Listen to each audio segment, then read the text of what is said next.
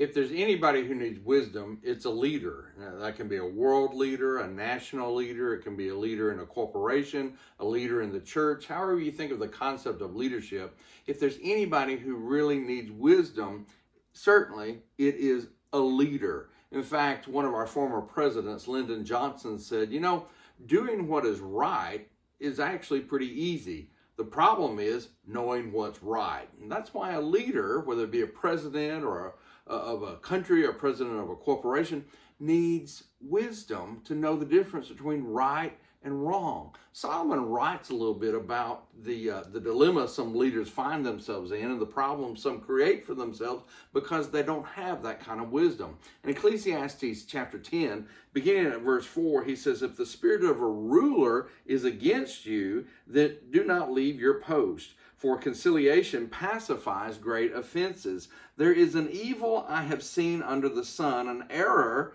proceeding from a ruler. Folly is set in great dignity, while the rich sit in the lowly place. I have seen servants on horses, while princes walk on the ground like servants." And in this context, while he's saying, I guess, a variety of things about leaders, one of the things he pointed out is the fact that they need to have the kind of wisdom to discern the difference between right and wrong, that they'll do the right thing and really try to avoid doing the wrong thing. You remember when this very man who wrote this book, Solomon, was appointed to the kingship in Israel, that he was approached by God and basically given a blank check and said, "What would you like to have?"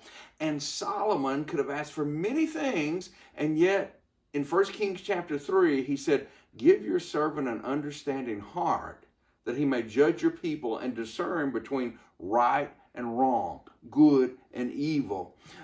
Certainly, all leaders in any position need that kind of wisdom. In the latter part of what we just read, it talks about how sometimes when leaders don't have that kind of wisdom, they put unqualified people in the places they don't belong, and they put the qualified people in the places where they shouldn't be.